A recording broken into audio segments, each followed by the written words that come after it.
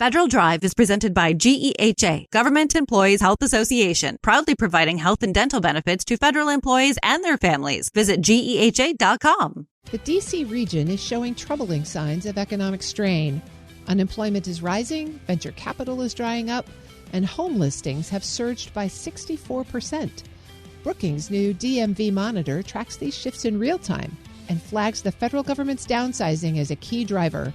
Here to break down the data and explore how local leaders can respond before temporary disruption becomes permanent change is non-resident senior fellow at Brookings, Amy Liu.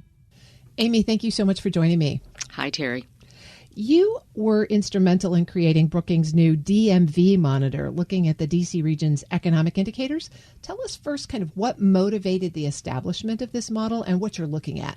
Well, the purpose of the DMV Monitor is to track the impacts of federal restructuring and federal downsizing on the D.C., Maryland, Virginia economy, which we locally call the DMV.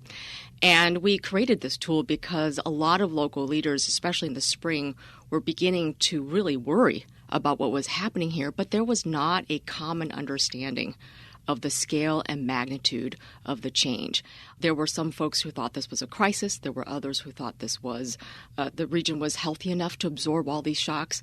And there was also a heavy emphasis on the district. But as we know, a lot of federal workers live in the suburbs, so we really wanted a regional look. So this is really intended to provide a region-wide look at what the economic and social impacts are of federal downsizing. What are the metrics that you're tracking inside the monitor?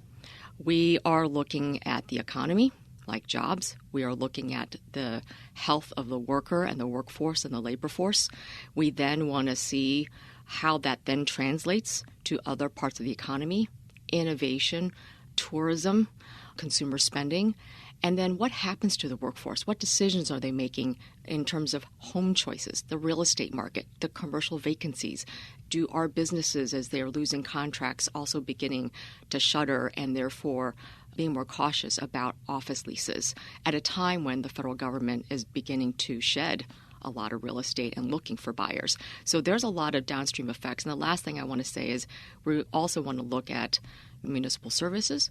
When people spend less and businesses collect less revenue, it has impacts on local budgets and their ability to deliver on things like public safety.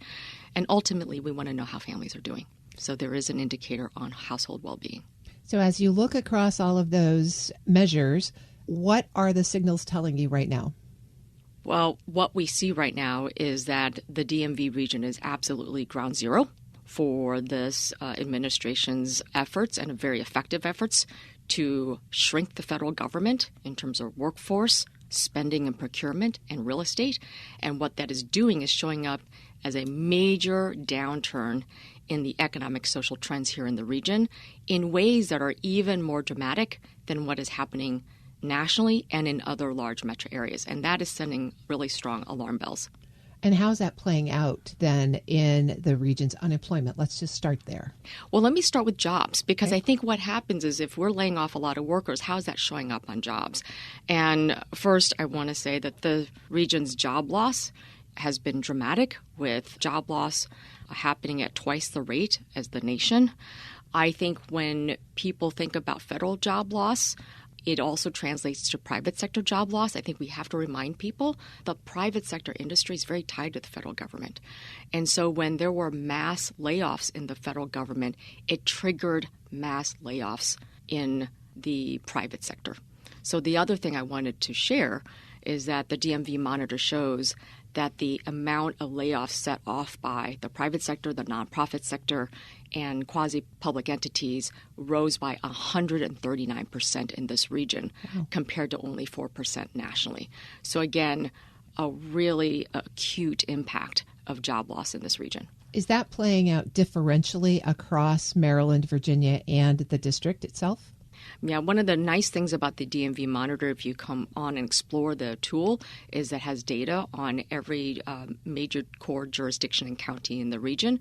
And when it comes to mass layoffs, and jobs, is we see really acute impact on the suburbs, particularly Montgomery County. And in fact, Montgomery County and the district is at the epicenter of the mass layoffs done by the private and quasi-public entities because of the concentration of USAID contractors, because of the work of the NIH. And so you see Montgomery County being really at the epicenter of a lot of this impact.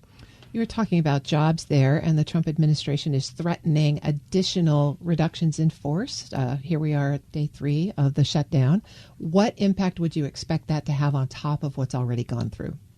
Yeah, I think the additional mass layoffs is going to add just deeper pain in the region. And one of the things there's been, again, a lot of attention on the District of Columbia, but we have to remind everyone that the majority of federal workers in this region live in the suburbs. Already before what is going to be a second wave of mass layoffs is the Northern Virginia suburbs have actually experienced the highest growth in unemployment in this region. And that is, again, a reflection of the fact that Fairfax, Arlington, are some of the largest homes for federal workers in the region. I'm speaking with Amy Liu. She's a non-resident senior fellow at Brookings. Amy, let's follow on from that because you mentioned earlier that you are tracking family well-being, and obviously jobs is factor number 1 there. But talk us through more about how families in the region are doing and how you're measuring that. What we wanted to look at is the credit and financial well-being of families, their ability to pay for bills in this environment. We also wanted to see if demand for SNAP or Medicaid has increased during this period. One of the things the DMV Monitor shows is the percentage of families that are now more credit constrained has gone up in this region, meaning their ability to pay bills, their ability to pay bills on time, to access credit is now getting harder and harder, and it's affecting their credit scores. And so the share of families that are credit constrained has actually grown. And you're also tracking some pretty significant changes in the real estate market. We are. There are 2 indicators here. One is the sale of single-family homes, and the other is commercial occupancy rates. So I'll just say on real estate, the reason why we wanted to look at home sales is that we've been hearing that the loss of jobs for federal workers may mean that we may lose people in this region who might need to go somewhere else to find jobs. And that's a real concern for a lot of employers here because being in the D.C. region is being able to access some of the best, most passionate public service-oriented workers in the country.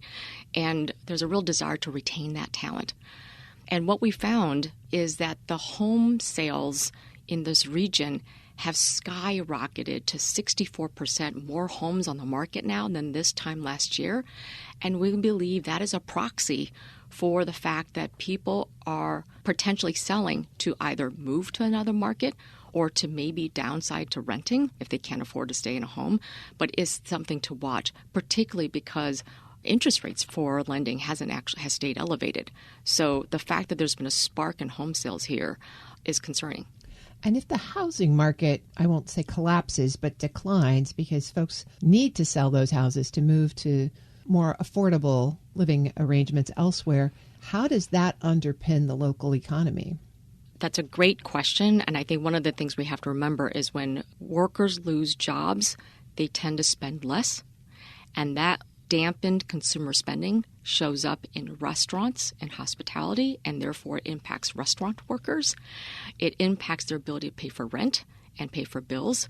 And some of these workers may be entrepreneurs, and they will also lose contracts. And what that means is less revenue collections for local governments. And so I think this goes back to a real cascading effect on the region's economy and local governments to really ensure this region stays stabilized. There's another source of revenue for this region, which is tourism. You're measuring it in the DMV Monitor. How is tourism faring in this environment? Well, there are 2 indicators we look at for tourism. One is air passengers through our airports, and the other is hotel occupancy. And one of the things we find on the positive news side is that air passenger traffic in this region has actually increased since this time last year, and that is higher than what is happening in the rest of the country. So business travel, perhaps tourism travel is still pretty robust here in and out of all 3 of our airports. That's positive. What's concerning, however, is that hotel revenues are dropping in the region.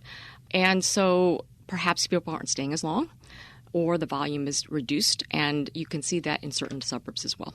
So as we look at the shutdown, and no one knows how long it will last, maybe it will be short, but if it goes on for a while, how do you expect the impacts of the shutdown to show up in these metrics? I think that these metrics are just going to continue to get worse. And one of the things I want to remind the listeners is that the DMV Monitor tracked the trends from January to June of this year. So these trends, which were very stark, I think reflected the immediate fallout of the downsizing the federal government has made. But what has been interesting is ever since June, this region has sustained further federal actions that have continued to add uncertainty and instability in the region. So it's going to be hard to see these trends level out. So since June, we've had National Guard deployment and increased ICE enforcement in the region. We know now we have a deferred resignation deadline of jobs and benefits and pay for workers that are going to hit. And now the threat of additional mass layoffs and cuts in procurement and contracts. All that does is put a lot of pause for a lot of families and businesses here about whether they invest further in this region. And that caution is going to continue to show up in these numbers, I believe. You're tracking trends. Do you think these trends signal a permanent realignment in the region's economy, or is this something that is sort of a temporary blip and we'll all go back to whatever used to be normal? Well, first, I think that the downsizing the federal government is going to last. This is an administration that is simply 8 months into its term. It is determined to continue to shrink the federal footprint. And I think it's going to be very hard to restore a lot of those jobs and a lot of that spending. So I do think the federal government is going to continue to be a major presence here, but it's going to be a lot smaller. The capital is not going to move, for instance. That means, however, a lot more opportunity for local leaders, the state, business sector to work together to continue to figure out how to further diversify this economy in ways that is less dependent on the federal government. And I do think there are some positive signs in that front, but there's going to be just a lot of disruption in the meantime. So what advice do you have for local leaders and policymakers as they think about that diversification? Well, I think that what we're seeing is a group of regional leaders beginning to come together to figure out what they need to do in the short term and then what they need to do in the long term. In the near term, local leaders are really interested in helping federal workers find jobs so they can stay here. And so yesterday, you may know there was an announcement made of a new tool called talentcapital.ai to help federal workers match them to jobs across the entire regional economy in partnership with career coaches and employers and local workforce investment boards, the real desire to keep this talent here. That's a near-term need. In the longer term, I think what we need to, what the regional leaders are trying to do is continue to lean into the region's strengths in the economy, which is the strengths in technologies and defense technologies, the leadership in cybersecurity and IT. We are barreling towards an AI future where intelligence is going to be and continue to be at the epicenter of all business processes. This region has the capability to continue to lean into that if we invest in the startups and the ecosystem, the talent, and the incumbent firms all to come together around that. So huge opportunities. I'm speaking with Amy Liu. She's a non-resident senior fellow at Brookings. Amy, thank you so much for sharing the Monitor with us today. Thank you, Terry, for having me. We'll post this interview and a link to the DMV Monitor at federalnewsnetwork.com/Federal Drive. Listen to the Federal Drive on your schedule. Subscribe wherever you get your podcasts.